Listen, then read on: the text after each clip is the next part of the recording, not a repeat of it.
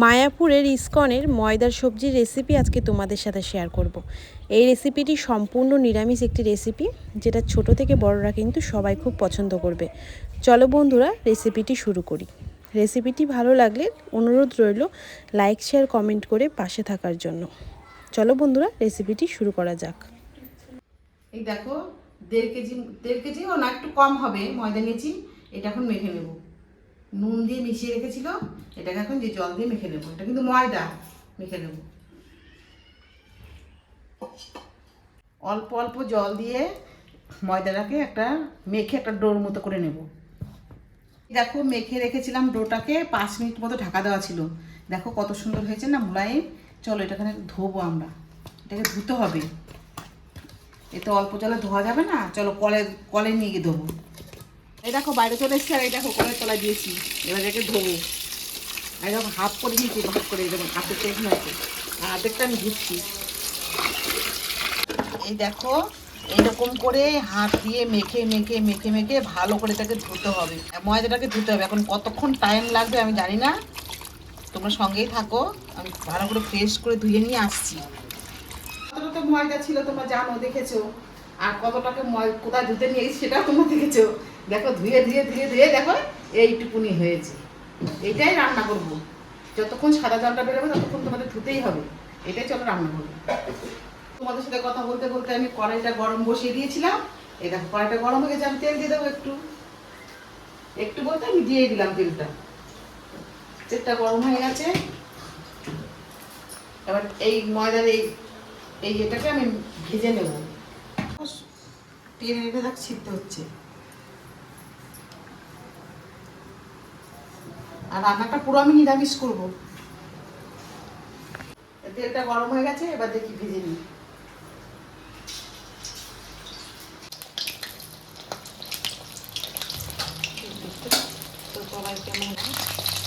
এই দেখো এক একটা ছেড়ে দিচ্ছি, দেখেছো ফুলে ফুলে কেমন হচ্ছে।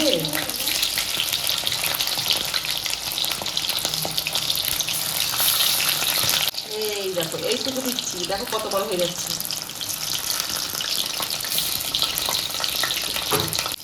দেখো কত সুন্দর হয়েছে, দেখো ফুলে ফুলে দেখো কি সুন্দর হয়েছে, তাই না? আমি তো কোনোদিন খাইনি, এত বড় হয়েছি এই প্রথম খাচ্ছি।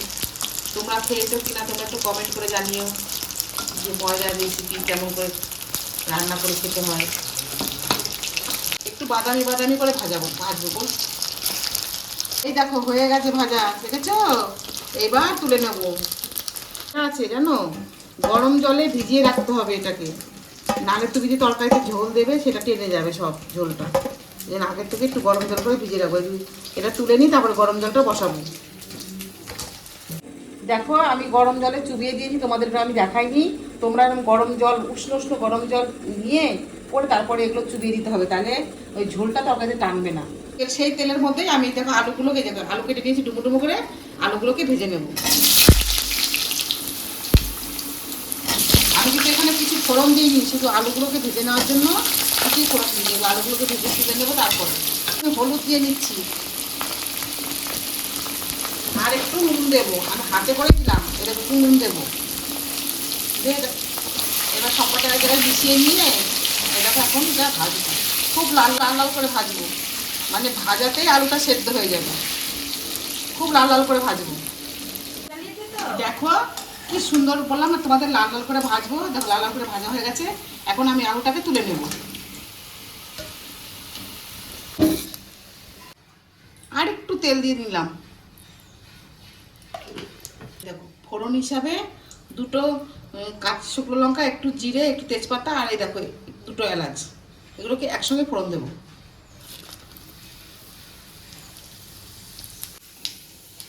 একটু ভেজে কালো করে নিই। লঙ্কাটাকে কালো করে ফেলেছি ভেজে। এবার টমেটো দেবো, দিলে একটু নুন দিয়ে দেবো। টমেটো একটু কষিয়ে নিই, তারপরে একে একে মশলাগুলো দেবো।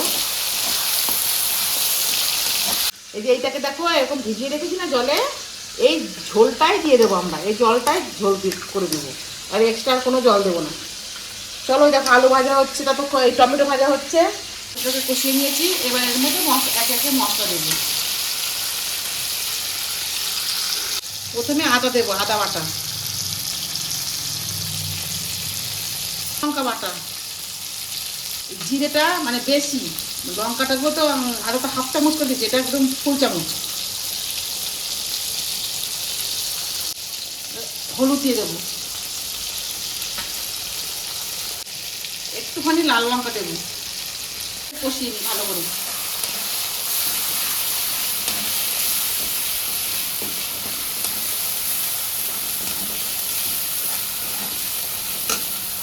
দেখো কি সুন্দর মশলাটা কষে গেছে আর তেলটা ছেড়ে এসছে। এবার আলুগুলো দিয়ে দেবো এর মধ্যে,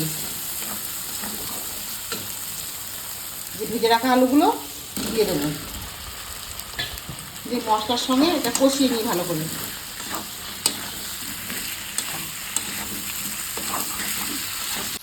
দেখো আবার নুন দিচ্ছি আন্দাজ মতো,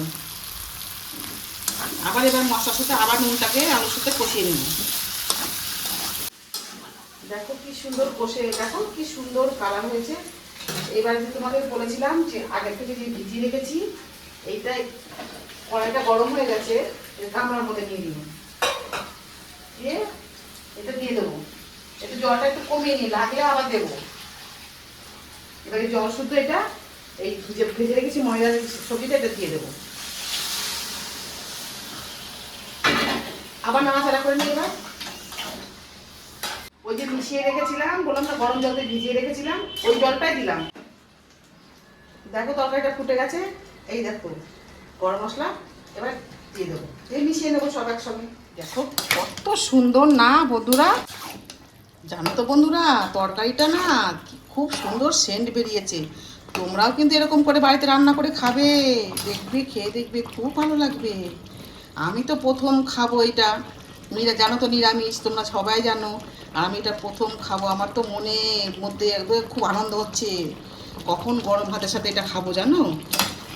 এই দেখো আলুটা কত সুন্দর দেখো হয়ে গেছে সিদ্ধ। এবার আমরা নামিয়ে নেব তরকারিটা।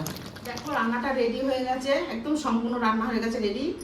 আর নতুন বন্ধুরা যেরকম আছো থাকবে, পুরনো বন্ধুরা যেরকম পাশে আছো সবসময় পাশে থাকবে, লাইক শেয়ার কমেন্ট করো।